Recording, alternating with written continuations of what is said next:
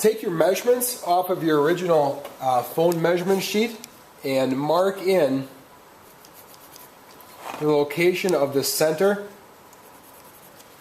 of the sound hole. This is where this one will sit, near the edge for where my iPhone is. Use a 1-inch Forstner bit to drill through where your mark is for the sound hole. You can drill down until you feel it break through. As you drill, you'll be able to feel that release of pressure when it breaks through the first board and into the center cavity. That's where you'll stop.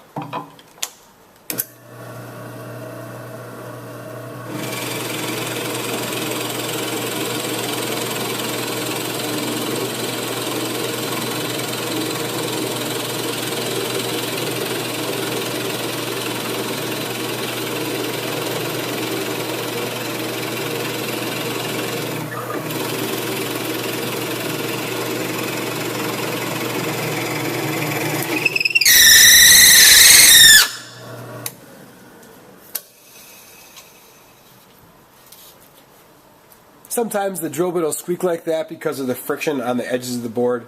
Don't let it scare you, that's normal, and that's okay.